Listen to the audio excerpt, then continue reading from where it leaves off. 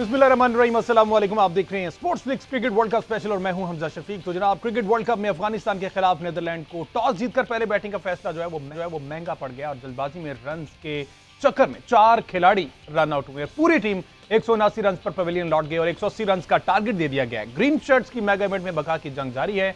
अहम तरीन मार्के में कौमी टीम कल दिन 10 बजे न्यूजीलैंड के खिलाफ मैदान में उतरेगी और फाइनल 4 की उम्मीद बरकरार रखने के लिए टीम को जीत से कम कुछ भी दरकार नहीं। वहीं बारिश भी रंग में भंग डालने के लिए तैयार बैठी और अभी भी बेंगलोर में बारिश हो रही है इस वक्त भी। दूसरी जानिब पीसीबी में अहम मुलाकातों का सिलसिला जारी है। ज़का अशरफ के साथ साबिक कप्तान शाहिद अफरीदी की कुछ देर कबल अहम बैठक हुई है। इस तमाम तर सूरत-ए-हाल पर अब बात करेंगे। आज के प्रोग्राम में हमारे साथ फॉर्मर कप्तान भट्ट साहब होंगे और उसके साथ साथ आकिब कुरैशी और अहमद सईद साहब ने ज्वाइन किया। Welcome to all of you ji.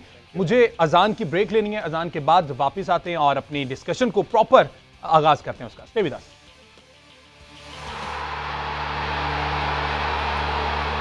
Welcome back जी। डिस्कशन का बाकायदा आगाज करते हैं। इस वक्त वर्ल्ड कप 2023 का 34वां मैच लखनऊ में चल रहा है। अफगानिस्तान वर्सेस नीदरलैंड और नीदरलैंड ने टॉस जीतकर पहले बैटिंग का फैसला किया था जो कि उनको भारी पड़ गया और 180 रन का टारगेट दे दिया अफगानिस्तान क्रिकेट टीम को। ये तमाम सिनेरियो जो है इसमें हमने ये भी देखना है कि अगर अफगानिस्तान ये मैच जीता है तो वो 5वीं पोजीशन पर पॉइंट्स टेबल पर 5वें नंबर पर आ जाएगा। पाकिस्तान 6ठे नंबर पर चला जाएगा और उनका नेट रन रेट बेहतर हो जाएगा। पॉइंट्स भी उनके गालिबन 8 पॉइंट्स हो जाएंगे। तो ये सारी सूरत हाल देखनी है। इसके साथ साथ हमने कल वाले मैच की बात करनी है।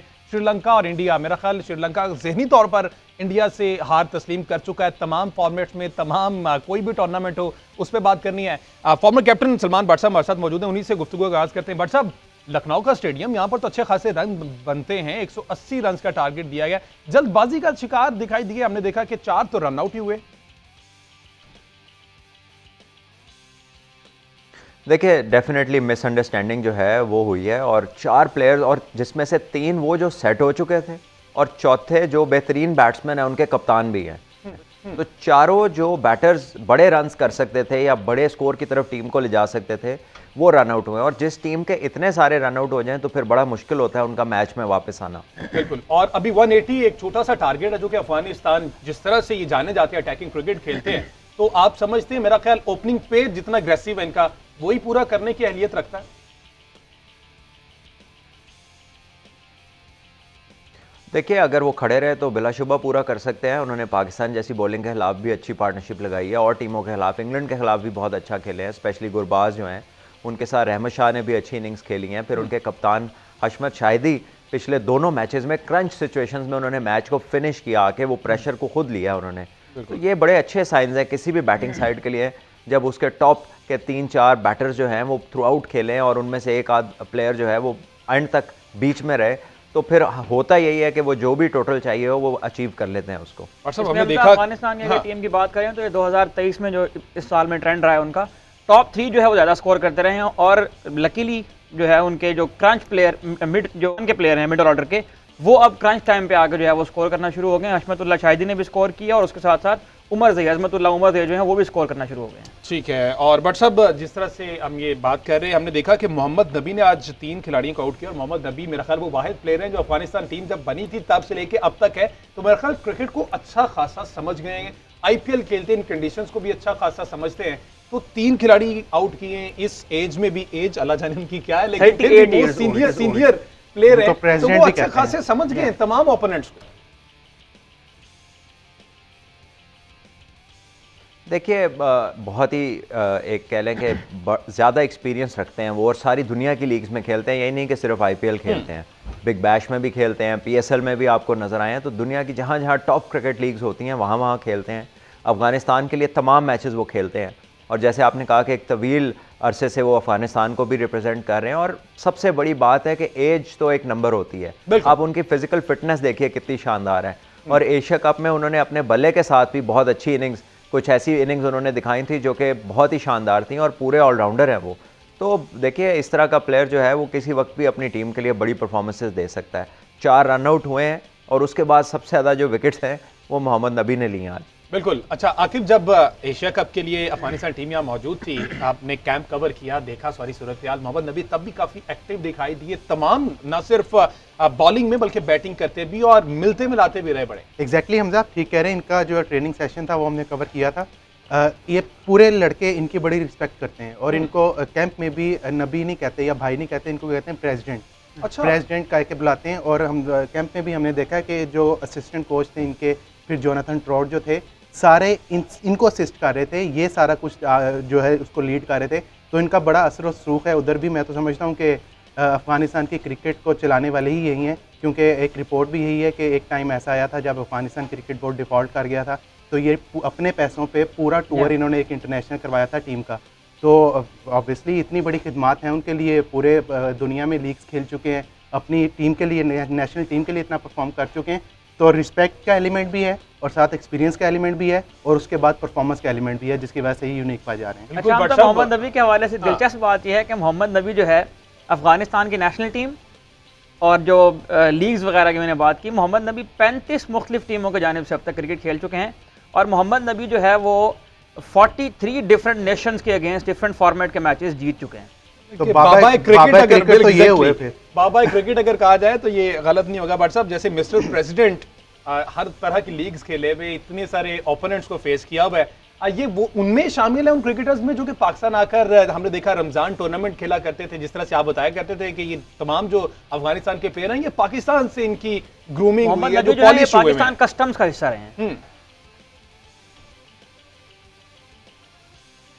देखिए, ये तो नहीं मुझे मालूम कि रमज़ान कप इन्होंने अगर खेला है तो किस सीज़न में खेला है, लेकिन डेफिनेटली मैंने इन्हें खुद देखा है एनसीए में प्रैक्टिस करते हुए। जब कबीर खान अफ़गानिस्तान टीम के नेशनल कोच थे और अफ़गानिस्तान की टीम जो है वो एनसीए में आके अपनी प्रैक्टिस किया करती थी, और पाकिस्तान उस वक्त उनके लिए कैंप्स भी ऑर्गेनाइज़ करता था, और पाकिस्तान की डोमेस्टिक क्रिकेट में भी ये प्लेयर्स नज़र आते थे। और ये बहुत ही रिस्पेक्टेबल फिगर हैं और दूसरों को भी बहुत रिस्पेक्ट देते हैं। और मैंने काबुल में लीग खेली हुई है अफ़गानिस्तान की, और मैंने देखा है जिस तरह अफ़गानिस्तान के तमाम यंगस्टर्स, तमाम प्लेयर्स इनको बहुत रिस्पेक्ट देते हैं। और आकिब की जो बात है 100% ठीक है, और वो इस तरह का फिगर हैं जो रिस्पेक्ट डिज़र्व भी करते हैं अपनी परफॉर्मेंस से भी, और ऑफ द फील्ड भी उन्होंने अपने मुल्क के लिए बहुत सारी खिदमत दी हैं। बिल्कुल, क्रिकेट लविंग नेशन ही ये लगते हैं अफगानिस्तान। बट साहब, नूर अहमद की थोड़ी सी बात कर लीजिए। लेफ्ट आर्म रिस्ट स्पिनर हैं, 9 ओवर में 31 रन देकर 2 खिलाड़ियों को आउट किया। हमने देखा कि पाकिस्तान के अगेंस्ट इन्होंने बहुत अच्छा परफॉर्म किया, उसी मैच में इन्हें ट्राई करवाया गया और उन्होंने मेरिट पर साबित किया अपनी सिलेक्शन को। तो नूर अहमद, जिस तरह से आप फरमाते हैं, पहले भी कहा कि इस तरह के स्पिनर्स हैं, पिक हो जाते हैं लेकिन थोड़ा सा टाइम लगता है, लेकिन जितना अर्सा ये पिक नहीं होते इनको खेलना मुश्किल होता है, और जब फिर पिक हो जाते हैं तो ओपोनेंट टीम कोई भी हो वो फिर अच्छा खासा इनको फेंटा लगाते हैं। देखिए, वो तो मिस्ट्री स्पिनर्स के मुतालिक हम ये बात करते हैं, जैसे मुजीब है मिस्ट्री स्पिनर, लेकिन नूर तो लेफ्ट आर्म रिस्ट स्पिनर हैं, और रिस्ट स्पिनर जो हैं वो जब भी अच्छी लाइन पे बॉलिंग करेंगे और अच्छी पिच से उन्हें अच्छा परचेज मिलेगा, और इन्हें यूजुअली हर पिच के ऊपर टर्न अगर कोई कर सकता है तो वो रिस्ट स्पिनर कर सकता है। तो नूर अहमद बिल्कुल वही काम जो एक लेग स्पिनर राइट हैंड से करता है, वो एक चाइना मैन जो है लेफ्ट हैंड से, basically is a left handed leg spinner, और शानदार बॉलिंग करते हैं। बिल्कुल कुलदीप यादव वाली वैरायटी है ये, और इनको भी पिक करना इतना आसान नहीं है, और अभी इतनी यंग एज में इतना अच्छा कंट्रोल है इनका, इकोनॉमी रेट इतना शानदार है। तो डेफिनेटली अफगानिस्तान का जो स्पिन कंटिजेंट है ये पहले ही बड़ा स्ट्रॉन्ग था 3 बेहतरीन स्पिनर्स के साथ, और अब इनको एक और स्पिनर मिल गया है जो कि उसी पाए का है और अभी बहुत यंग है। जी एम साहब, तो ये जो स्पिन बॉलिंग की बात हो रही है, अगर अफगानिस्तान की टीम को देखा जाए, अगर हम ये कहें कि स्पिन बॉलिंग एक आर्ट है, तो इस वर्ल्ड कप के दौरान इस आर्ट को अलाइव रखने वाली टीम जो है वो अफगानिस्तान ही है, और जो स्पिन बॉलिंग की एवरेज है वो अफगानिस्तान की सबसे बेहतरीन है इस वर्ल्ड कप में। बहरहाल पाकिस्तान टीम को मत भूलिएगा, जो कि अभी कल आने वाले मैच में करना है। कल एक इंपॉर्टेंट मैच है पाकिस्तान वर्सेस न्यूजीलैंड, जो कि न्यूजीलैंड बहुत सी टीम जो है इंजरीज का शिकार है। पाकिस्तान के लिए डू और डाई मैच है, अगर सेमीफाइनल्स के लिए अभी तक जो है वो सांसें बहाल रखनी है तो उसके लिए कल का मैच जीतना बड़ा जरूरी है। कल के मैच के लिए भी हमारा स्पिन बॉलिंग आर्ट काम करेगा कि नहीं, अब ये कल पता चलेगा। कल के मैच में तो अब आपने खबर देनी है ना कि इब्रार खेल रहे हैं क्या नहीं। स्पिन बॉलिंग आर्ट जो है वो तो कंफर्म है कि वो नहीं खेल रहा शादाब खान, क्योंकि हमारा मैच भी कल सुबह 10 बजे मैच है। तो अभी तक पीसीबी मैनेजमेंट जो है वो सोचो विचार में है कि शादाब खान को तो खिलाना नहीं है, तो फाइनल हो चुका है, क्या हमें उसकी रिप्लेसमेंट इब्रार चाहिए कि नहीं, ये अभी सोचो विचार में है। क्योंकि मेल जो है वो आज करेंगे तभी उनको रिप्लेसमेंट मिलेगी, अदरवाइज़ कल तो रिप्लेसमेंट नहीं मिलेगी, क्योंकि हमारा पहला मैच कल है। अब देखना ही होगा कि कल नवाज़ और उसामा मीर के साथ जाते हैं या इब्रार को टेक्निकल कमेटी से, जो आईसीसी की टेक्निकल कमेटी है, उसको रिक्वेस्ट करके रिज़र्व से अपनी टीम में शामिल करके फाइनल 11 का हिस्सा बनाते हैं या नहीं। मेरा ख्याल है वहाँ पे सोचो विचार जारी है, और कुछ प्रेस कॉन्फ्रेंस भी हुई है। आज शादाब खान ने प्रैक्टिस में हमें नज़र तो आए हैं वो, लेकिन वो उस तरह का उन्होंने वो इंटेंट शो नहीं किया या इस तरह की वो भाग दौड़ नहीं की कि जिससे पता चले वो मुकम्मल फिट हैं। अदरवाइज़ ये होता है कि जब किसी खिलाड़ी ने खेलना होता है तो उसे प्रॉपर ट्रेनिंग करवाई जाती है, लेकिन आज जो है शादाब खान को अलहदा ही रखा उन्होंने और वो हल्की फुल्की प्रैक्टिस कर रहे हैं। तो ये चीज़ तो डन है कि कल शादाब खान नहीं खेल रहे, अब इब्रार अहमद को ला रहे हैं कि नहीं ये देख। बट सब इन योर ओपिनियन आप समझते हैं कि इब्रार को प्लेइंग 11 का हिस्सा बनना चाहिए? क्योंकि हमने उसामा मीर को ट्राई करके देख लिया, उनको अच्छी खासी मार पड़ी, नवाज उस तरह से परफॉर्म नहीं कर पा रहे, शादाब कंकशन इंजरी की वजह से बाहर हो गए हैं, तो समझते हैं कि इब्रार को प्लेइंग 11 का हिस्सा बना लेना चाहिए?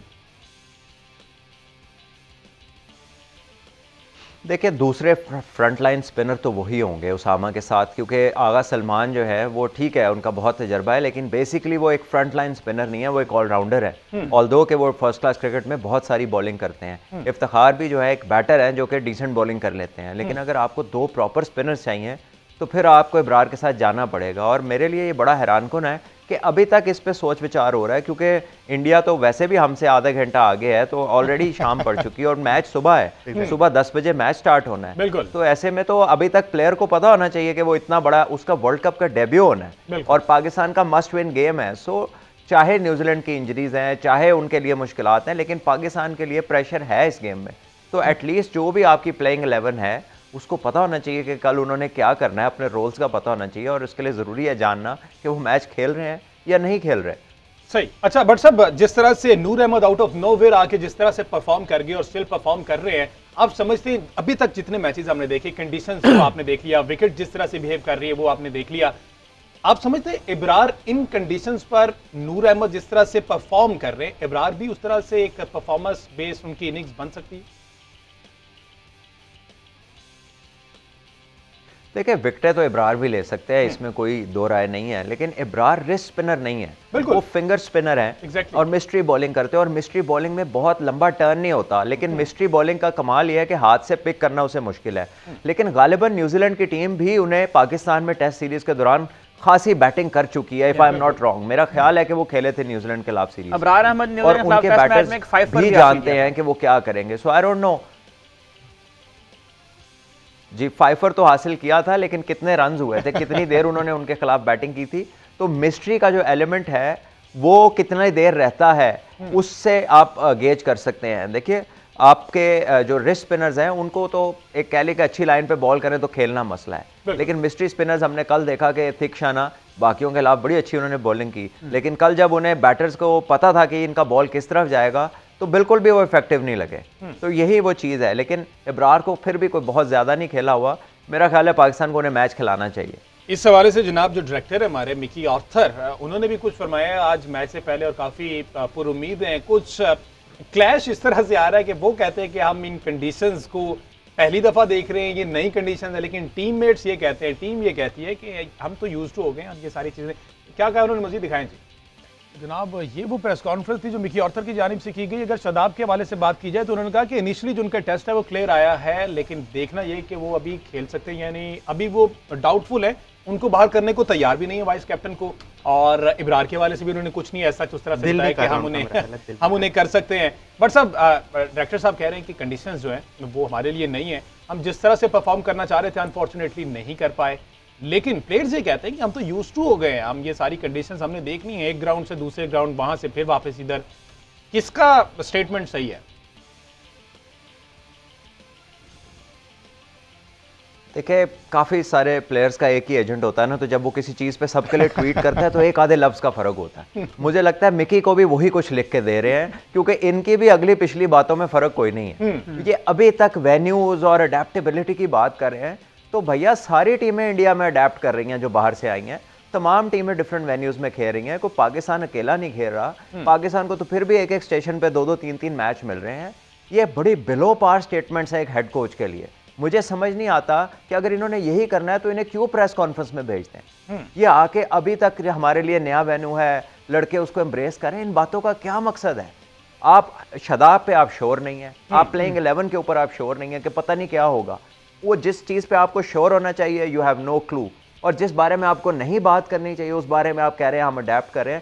इसका मतलब है कि आपने पहले से क्वेश्चन तैयार रखा हुआ है कि कहीं पे बॉल स्पिन हो रहा है, कहीं पे बॉल सीम हो रहा है। भाई सारी टीमों के लिए हो रहा है। आप वर्ल्ड कप खेल रहे हैं, आप कोई बायलैटरल नहीं खेल रहे, कोई होम सीरीज नहीं खेल रहे कि पिच का आपको पहले से आइडिया हो। वैसे हमें तो अपनी पिच का होम सीरीज में भी नहीं आइडिया होता था, क्योंकि हम बात करते थे ड्रॉप इन की और एग्रेशन की, और बड़ी क्रिकेट की, और हमने देखा कि फिर ड्रॉप इन कहने वालों ने क्या पिचेस बनाई। बहरहाल वो एक डिफरेंट स्टोरी है, लेकिन Mickey Arthur for God sake ये बातें नहीं है करने की ड्यूरिंग अ टूर्नामेंट। अडेप्टेबिलिटी, हम अब 2 मैच टूर्नामेंट में रह गए और अभी भी आप नए वेन्यूज़ की बातें कर रहे हैं। बिल्कुल इसी तरह है, शायद ओपोनेंट के लिए कुछ सरप्राइजिंग एलिमेंट रखना चाह रहे हो, इसलिए प्लेइंग 11 पर वो खास बात नहीं थी। जिसमें वो जीते हैं वो सारा क्रेडिट उन्होंने ले लिया है कि हमारी टीम उस मैच में जो थी सबसे अच्छा खेली थी। हाँ, वो तो ड्रेसिंग रूम में कहा कि हमारी टीम ने पूरा पोटेंशियल जो है अब तक दिखाया ही एक मैच में, और हमने बांग्लादेश। अच्छा, इसमें इस प्रेस कॉन्फ्रेंस में उन्होंने एक और बड़ा मजे की बात की कि हम आईपीएल नहीं खेले तो हमें इसलिए चीज़ों का पता नहीं है। ये बड़ा एक उन्होंने कंट्रोवर्शियल किस्म का स्टेटमेंट दिया है, मैं समझता हूँ। बट सब इतने बड़े प्लेटफॉर्म पे बैठे हुए इतने बड़े इवेंट को वहां पर आपकी टीम खेल रही है, वहां पर कहना कि आईपीएल हम नहीं खेले इसलिए हम उस तरह से कंडीशन से मांग नहीं है जिस तरह से बाकी तमाम कंट्रीज खेलती हैं आईपीएल, वो ज्यादा फेमिलियर है। हमजा प्लीज मुझे अलाउ कीजिए, ये जी हमजा मुझे एक बात करनी है यहाँ पर कि अगर आईपीएल नहीं खेले और आपको कंडीशन का नहीं पता, तो आप जितना दुबई में खेले हैं इतना तो दुबई वाले भी वहां नहीं खेले, लेकिन वहां भी हम एशिया कप नहीं जीते, वहां भी हम वर्ल्ड कप नहीं जीते T20 का, तो और उसमें मिकी ही हेड कोच थे, ठीक है। जब आप सारी क्रिकेट दुबई में खेल रहे थे, तो फिर उसके लिए क्या बहाना है? वहां पे तो आपने 50-50 टेस्ट मैच वहां पे हमारे प्लेयर्स ने खेले, कई वनडे, कई T20 series. Pakistan world number 1 हुआ ही दुबई में, लेकिन जब बड़ा कंपटीशन आया, जब एशिया कप आया, जब वर्ल्ड कप आया, तो हम वहां पर वो परफॉर्मेंस नहीं दे चुके। तो ये इस तरह की बातें जो है ना, ये बड़ी ही बिलो एवरेज बातें हैं। इस सीट पे बैठे हुए बंदे से you expect better explanation, you expect more logic and more game awareness, more cricketing sense. लेकिन वो जिस तरह की बातें करते हैं, वो ऐसे लगता है कि गैलरी के लिए खेल रहे हैं। वो बातें कर रहे हैं कि लोगों को और नई सोच में उलझा दे, कि अडेप्ट कर रहे हैं, नई जगह है, ये है, वो है। भैया, India is the same like Pakistan, कोई फर्क नहीं है। यहाँ पर भी आप एबटाबाद चले जाएं, बॉल सीम शुरू हो जाएगा। इस्लामाबाद आ जाएं, आपको बाउंस मिलेगा। आप भावलपुर चले जाएं, आपको स्पिन मिलेगा। आप इस्तेमाल ना करें अपने वेन्यूज को तो वो और बात है, लेकिन होता सब कुछ है यहाँ पर भी। ठीक है, तमाम कंडीशंस और सारी सूरत-हाल पे अब चूंकि प्लेइंग 11 तो हम उसको डिस्कस नहीं कर सकते, ना ही डायरेक्टर साहब ने बताया कि क्या हो सकती है, आइडिया ही दिया उन्होंने जस्ट। आखिर क्या कंडीशन है वहां पर वेदर की? इस वक्त भी सुनने में यही आ रहा है कि बारिश हो रही है, उसके अकॉर्डिंग फिर हम जी बिल्कुल हमजा, इस वक्त जो है बेंगलोर में शदीद किस्म की बारिश है, तेज़ बारिश है, और पिच को जो है कवर किया गया है। अभी कुछ देर पहले केन विलियमसन आए थे, हमने एक देखा, केन विलियमसन आए, उन्होंने पिच का जो है पर्दा पोशी की है। अच्छा। उसके ऊपर से कवर हटाया और उसको स्पेशल देखा है। अब केन विलियमसन ने देखा है, अब डिपेंड करता है कि उनकी थंब जो फिंगर इंजरी, थंब इंजरी थी, शायद वो से सेहतयाब हो गए, या वो सिर्फ न्यूजीलैंड ने एक साइकोलॉजिकल गेम खेली हमारे साथ डराने के लिए कि केन विलियमसन आ रहा है, डर के रहना साढ़े तो अब देखना होगा, क्योंकि कल भी बारिश की प्रेडिक्शन है। कल हमारा मैच जो है 10 बजे शुरू होना है, तो कल आफ्टरनून में बारिश की प्रेडिक्शन है। जितना कल सलमान भाई ने बात की थी, जितना मैच शॉर्टन होगा उतना हमें फ़ायदा होगा, लेकिन उसके हिसाब से फिर इक्वेशन भी चेंज होगी। उसके हिसाब से हमें 35 ओवरों में चेंज भी नहीं करना पड़ेगा, 83 रन वाली इक्वेशन भी चेंज होगी। तो ये सिचुएशन बड़ी अब कल बारिश में तो बात हो, इसमें कोई चीज़ मैं ऐड करना चाहता हूँ कि बारिश की जो पेशन गोई है वो कल 2 बजे के बाद है, लेकिन बेंगलोर का जो स्टेडियम है उसके बारे में वो दावा करते हैं कि हमने यहाँ पर सब एयर सिस्टम लगाया हुआ है। उस सब एयर सिस्टम जब वो अपना काम शुरू करेगा, ऑटोमेटिकली जब रेन होती है तो अपना काम शुरू कर देता है, और वो 15-20 मिनट के अंदर उसको वाइप आउट करके उस ग्राउंड को जो है वो खेलने काबिल बना देता है। अच्छा। दूसरी एक ऐसी खसूसियत चिन्नास्वामी स्टेडियम बेंगलोर की, वो ये बयान करते हैं कि ये दुनिया का वाहिद स्टेडियम है जो सोलर पावर से चलता है। अच्छा। तो यहाँ पर इस किस्म की सहूलियात से मुज़य्यन जो स्टेडियम है, उनका ये ख्याल है कि मैच बहुत ज्यादा डिस्टर्ब नहीं होगा बारिश। ठीक है। अच्छा बट साहब, अर्ली मॉर्निंग मैच है 10 बजे, डबल हेडर चुके सैटरडे को, एवरी सैटरडे। लेकिन हमजा, अगर ये स्टेडियम अगर ये स्टेडियम सोलर पावर से चलता है तो 2 दिन से बारिश हो रही है, इसका मतलब सोलर पावर तो रिचार्ज ही नहीं हुई होगी, सूरज तो निकला ही नहीं होगा। Point has to be noted Ahmad Saeed साहब, इस पे जरा वर्किंग कीजिएगा। बादलों में तो सोलर पावर वाली चीजें नहीं ना चलती। जी, आप ये सिफारिशात पहुंचा देंगे हम बेंगलोर। इस पे भी कुदरत का निजाम चलेगा सलमान भाई। कुदरत का निजाम बहुत मैटर कर रहा है, और हमने देखा आप दबे लफ्जों में जिस तरह से कुदरत का निजाम कहना चाह रहे हैं, अच्छा कोई शक नहीं है। बट साहब, कल अर्ली मॉर्निंग मैच है, कंडीशन देख रहे हैं आप, हमने बेंगलोर का विकेट पहले भी देख लिया, अब सारा का सारा मैच जो है वो डे लाइट में होना है। सबसे पहले टॉस में जानना चाहूंगा, अगर कंडीशंस, ऑल्दो आप अभी फेमिलियर नहीं है विकेट किस तरह से बिहेव करेगा, बनाया किस तरह से विकेट, बट बेंगलोर यूजुअली आप क्या कहते हैं कि टॉस जीतकर पहले बैटिंग का फैसला करना चाहिए, अगर स्पेसिफिकली देखा जाए न्यूजीलैंड के अगेंस्ट हमने अगर करना है तो? देखिए टॉस जीतकर पहले बैटिंग ही बेहतर रहेगी मेरे ख्याल में। अगर आप देखिए कि पहले बैटिंग पे टीम्स ने ज़्यादातर मैचेस जीते हैं, स्पेशली जो डे मैचेस हुए हैं, नीदरलैंड्स ने भी डे मैच में पहले बैटिंग करके जीता है। उसके अलावा अगर आप देखें ऑस्ट्रेलिया ने जब धर्मशाला में, जहाँ पे कंडीशंस काफ़ी कूल हैं, वहाँ पर ऑस्ट्रेलिया ने कितने रन किए और चेस में भी बहुत सारे रन हुए रात में। लेकिन ये डे मैच है और बेंगलोर में जैसे आप बता रहे हैं, अगर वो ड्राइंग सिस्टम है, अगर पिचेस कवर्ड है, तो मेरा नहीं ख्याल कि बहुत ज़्यादा यहाँ पर आपको कोई मॉइस्चर मिलेगा या ऐसी चीज़ मिलेगी, अनलेस कि उन कवर्स में से कोई पानी नीचे चला गया और पिच में मॉइस्चर हो। सो आई थिंक बड़ा मैच है, प्रेशर होता है चेस के अंदर, और हमने देखा न्यूजीलैंड भी पिछले मैच में चेस में नाकाम रही है। तो बेहतर यही होगा कि अगर हम टॉस जीतें तो हम पहले बैटिंग करें। न्यूजीलैंड के बाद मैं एक चीज़ में इसमें ऐड कर दूं, अब तक 34 मैच हो गए हैं वर्ल्ड कप में। 33 मैचेस के अंदर 10 मरतबा ऐसा हुआ है कि टॉस जीतने वाली टीम ने मैच विन किया है। तो टॉस जीतने वाली टीम का मैच जीतने की रेशो बहुत अच्छी नहीं है इस वर्ल्ड कप। ठीक है, सेकेंडली मैं ये पूछना चाहता था कि न्यूजीलैंड के जो प्लेयर्स हैं उनमें से 5 की इंजरीज की कंफर्म कर दिया है न्यूजीलैंड बोर्ड ने। केन विलियमसन का जो अभी आके तस्करा किया, उनके बारे में वो ये कह रहे थे कि आज जो प्रैक्टिस सेशन होना है उस दौरान उनका फिटनेस टेस्ट लेके हमें फैसला करेंगे। उसके अलावा वो उनकी कंफर्म हो गई है, उनकी रिप्लेसमेंट भी आ चुकी है जेमिसन की सूरत में। उसके अलावा जिमी नीशम जो है वो अभी ये उनके बारे में तय नहीं हो पाया कि कल का मैच खेलेंगे या नहीं, क्योंकि जो लास्ट उन्होंने मैच खेला उसमें वो बैटिंग करने बहुत लेट आए थे, तो उनकी भी जो उंगली है वो यानी उधर भी मिकी आर्चर पाए जाते हैं। मुझे एक ब्रेक लेना है जी, मुझे एक ब्रेक लेना है, शॉर्ट ब्रेक शामिल करते हैं, डिस्कशन हमारी जारी है। स्टे विद अस।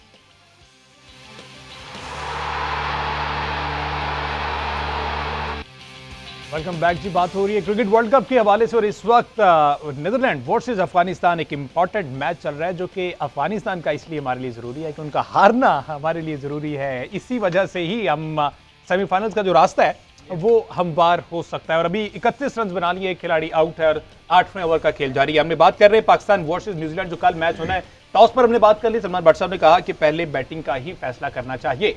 तो बेंगलोर की विकेट बट सब समझते हैं एक्स्ट्रा स्पिनर के साथ जाना चाहिए या फिर वही 3-2 की रेशो और साथ इफ्तिखार आ जाए तो अच्छा रह जाएगा।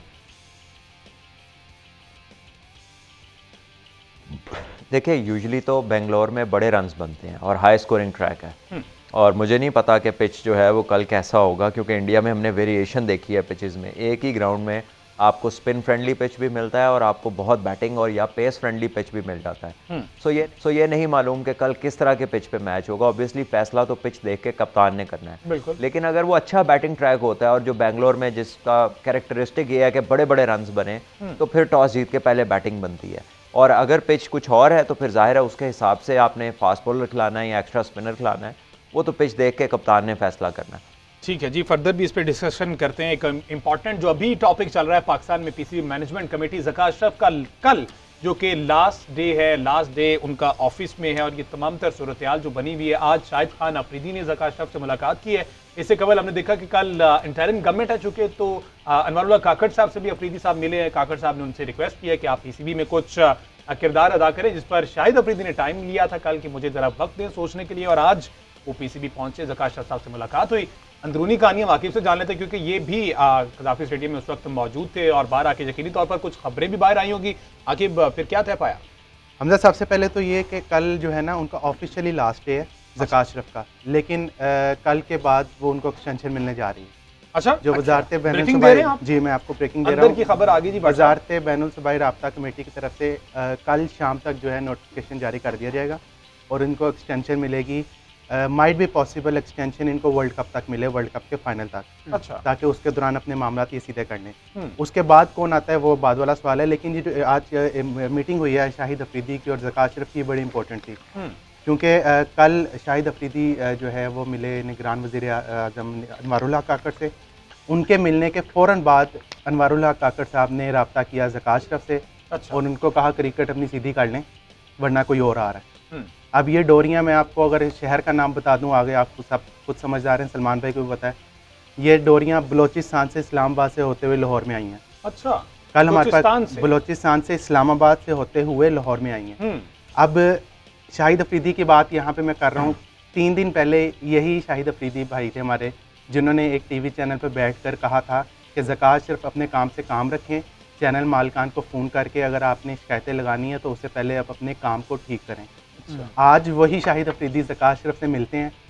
ज़का अशरफ उनकी तारीफ़ करते हैं कि आपकी किरदार को हम जो है बहुत सराहते हैं, आप हमारे साथ काम करें। अच्छा, जो प्रेस रिलीज जारी हुई है उसमें वो बड़ा इंटरेस्टिंग थी। उसमें कहा कि हम चाहते हैं कि आप ग्रास रूट लेवल पर काम करें। अब क्या शाहिद अफरीदी को अंडर 19 टीम देंगे, पाकिस्तान शाहीन्स देंगे, या उनको नेशनल क्रिकेट एकेडमी का कोच बनाएंगे? क्योंकि जो प्रेस रिलीज है पीसीबी की, उसमें तो यही उन्होंने कहा कि आप ग्रास रूट लेवल पर काम करें। अब आया ये देखना है कि शाहिद अफरीदी जितना बड़ा नाम है, क्या वो ग्रास रूट लेवल पर काम करने को तैयार होंगे? ये 1-2 दिनों में जो है कंफर्म हो जाएगा। लेकिन उसके साथ ये भी आपको मैं बता दूं, ज़का साहब ने कितने साबिक क्रिकेटर से मिलना है कि उन्होंने सब कुछ साबिक क्रिकेटर्स के अगर मशवरों से करना है तो उनको तो चाहिए फिर छोड़ के साबिक क्रिकेटर को किसी को बिठा दें। क्योंकि पिछले दिनों मोहम्मद यूसुफ से मुलाकात हुई, आकिब जवेद से मुलाकात हुई, इंजमाम से मुलाकात हुई, वसीम अकरम को वो लाना चाहते हैं, उमर अकमल को वो लाना चाहते हैं, वकार यूनुस को वो लाना चाहते हैं। तो सारों से मिल के जो है वो अगर मशवरे से चलना है तो फिर मुझे नहीं लगता क्रिकेट को जो है सीधे तरफ आपका भी नंबर इस लिस्ट में है, आपका नाम भी है। अगला मशवरा उन्होंने आपसे भी लेना है, तो मेंटली प्रिपेयर होके जाइएगा। जो भी आपने कोई वाइज वहां पर मशवरा देना है और सूरत हाल, क्योंकि अभी आप कमेंट्री करने के लिए पिंडी में मौजूद हैं और आप चूंकि पीसीबी का हिस्सा, मेरे ख्याल कमेंट्री पैनल भी पीसीबी के अंदर ही आता है। एग्जैक्टली, तो आप उस तरह से खुल के नहीं बात कर सकेंगे, बट फिर भी क्या कहेंगे वैसे इस मुलाकात पे जो एक इंपॉर्टेंट सिनेरियो चल रहा है पीसीबी मैनेजमेंट कमेटी का? देखिए हमजा, जहाँ तक क्रिकेट को एनालाइज करने की बात है, जो हमारा काम है टेलीविजन पे, चाहे आप कमेंट्री कर रहे हो, चाहे आप जीएनएन पे बैठे हैं, जब आप क्रिकेट को एनालाइज करते हैं तो आपको क्रिकेटिंग टर्मिनोलॉजी में करना है। मुझे किसी को उसके बिहेवियर के बारे में यहाँ पे बैठ के नहीं बताना। वो एक ब्लोन आउट ऑफ प्रोपोर्शन चीज़ है जो आगे निकल जाती है। और हमने बड़ी दफ़ा देखा बहुत सारे लोगों को ऐसी बातें करते हुए जो कि नामुनासिब होती हैं, और लेकिन फिर उनके ताने बाने इस तरह के होते हैं कि वो सारे मामलात उनके सेटल भी हो जाते हैं। बट द पॉइंट इज़ कि आपको इन रोल्स के लिए, जो रोल्स डिस्कस किए ना आकिब ने, इन रोल्स के लिए आपको परमानेंट लोग चाहिए। जो एक यंग ग्रुप के साथ लेकर उस ग्रुप को बड़े हों। जैसे ड्रेविड अंडर 19 से 10 साल टीम को लेकर चले हैं और आज नेशनल टीम के कोच है उसी ग्रुप के साथ। तो इतना सब्र, इतनी ऑफ द एयर एक्टिविटी है वो सारी, उसमें आप फिर ऑन एयर और मीडिया वाली अटेंशन और ये वाली चीज़ों में नहीं आते। तो क्या ये वो रोल की बात की जा रही है ग्रास रूट? इसके अलावा तो कोई ग्रास रूट नहीं है। और आई डोंट थिंक कि that is the role which he will take up, और गॉड नोज बेटर कि वो क्या करेंगे क्या नहीं करेंगे। बट द पॉइंट इज़ कि जो मुझे पता चला है, आई डोंट नो, ज़्यादा बाखबर तो आके भी है हम में से, लेकिन मुझे ये पता चला है कि 4 मंथ्स की एक्सटेंशन है उनकी।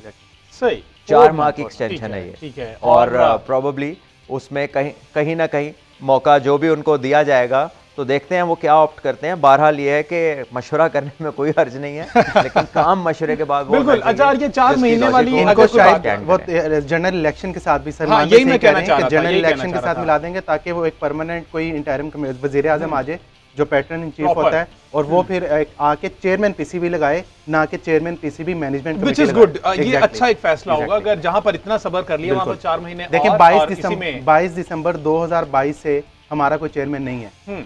सेठी साहब आए थे, सेठी साहब चेयरमैन पीसीबी मैनेजमेंट कमेटी 22 दिसंबर 2022 को साबिक वज़ीर आज़म शहबाज शरीफ ने उनको अपॉइंट किया था मैनेजमेंट कमेटी का चेयरमैन।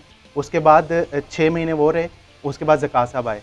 मतलब 1 साल हो गया है। जो पाकिस्तान क्रिकेट बोर्ड है, आप उसको अगर सीधे लफ्ज़ों में कहें, लवारिस है वो इस वक्त, उनका कोई चेयरमैन नहीं है। मैनेजमेंट कमेटी का चेयरमैन है। सेठी साहब को जो मैंडेट मिला था वो भी नहीं पूरा कर सके, इनको जो मिला वो भी नहीं पूरा कर सके। तो सलमान भाई वाली बात ठीक है कि माइट भी पॉसिबल इसको 4 महीने का एक्सटेंशन मिल जाए और फिर इनको रिलेट किया जाए, जो कि 8 फरवरी को हमारे जनरल इलेक्शन होने उसके साथ। वैसे सलमान भट्ट साहब, आप समझते हैं कि अब इन जो कोचिंग स्टाफ है, गोरे हैं सारे, इनकी अब छुट्टी हो जानी चाहिए? तमाम तर जो मामलात हैं वो लोकल्स को दे देनी चाहिए? हमारे पास बहुत बड़े बड़े नाम हैं, पाकिस्तानी एक्स क्रिकेटर्स दूसरे ममालिक में जाके सर्व कर रहे हैं, वहां पर उनको अच्छे तरीके से ट्रीट कर रहे हैं और ये सारी सूरत हाल देख रहे हैं। तो आप समझते हैं कि अब जो अगला सेटअप आए, अल्लाह करे पाकिस्तान क्रिकेट के लिए बेहतर हो, लेकिन उसमें पाकिस्तान के एक्स क्रिकेटर्स ही मौजूद होने चाहिए? एक तो कम्युनिकेशन गैप ना रहे, कोई बैरियर ना हो, और अच्छे तरीके से सारे लड़कों को साथ लेके चले। अच्छा, इसी में अगर बात साहब मैं आपकी इजाज़त से एक बात और ऐड कर दूं कि ये जो फैसलों का अदम तवाज़ुन हमें अपर लेवल पे नज़र आता है, क्या यही फैसलों का अदम तवाज़ुन जो है वो हमें टीम के अंदर नज़र नहीं आ रहा है इस वक्त? कि हमें अभी तक ये अंदाज़ा नहीं है कि हमने शादाब को खिलाना है या नहीं खिलाना। अबरार को लाने की बात भी कर रहे हैं, मिकी आर्थर साहब आज आके ये भी कह देते हैं कि शादाब का फिटनेस टेस्ट तो ठीक आ गया, हम अभी तक ये फैसला नहीं कर पा रहे कि हमने उससे खिलाना है कि नहीं खिलाना।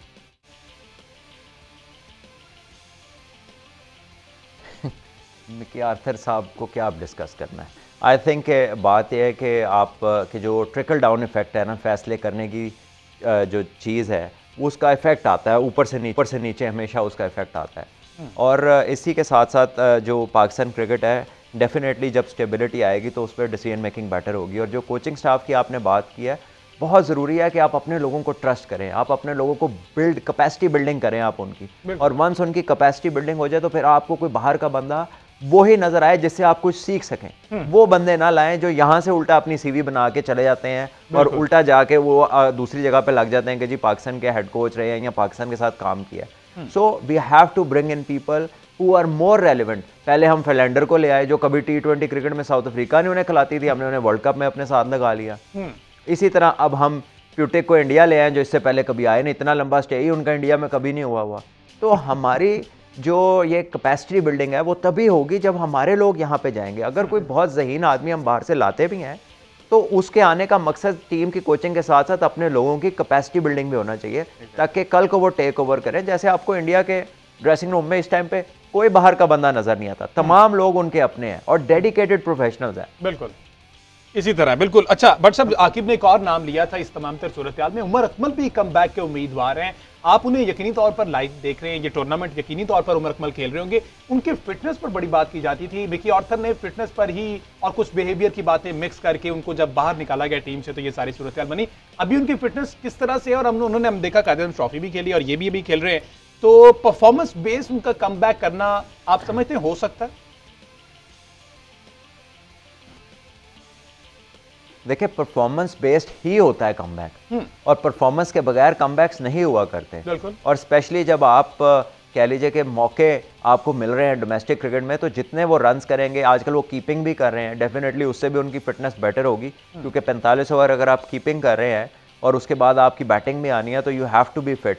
तो अच्छी चीज़ है, लेकिन उमर अकमल को बड़े रन्स की ज़रूरत है। जब तक वो बड़े मैचेस नहीं जितवाएंगे अपनी टीम को, बड़े बड़े रन्स नहीं करेंगे, वो क्लेम इस तरह से बनेगा नहीं। So all he needs to do is put up a show with batting और फील्डिंग या कीपिंग करते हुए उनको बड़ी परफॉर्मेंसेज शो करनी है, फिर ये कमबैक पॉसिबल हो सकता है। जी, कल एक इंपॉर्टेंट मैच है जी, पाकिस्तान वर्सेस न्यूजीलैंड। सो 10 बजे ये मैच है। जीएनएन की स्पेशल ट्रांसमिशन क्रिकेट के वाले से 1 से 2 बजे दोबारा से इसी प्लेटफॉर्म से हाजिर होंगे। मुझे दीजिए इजाजत, अल्लाह हाफिज़।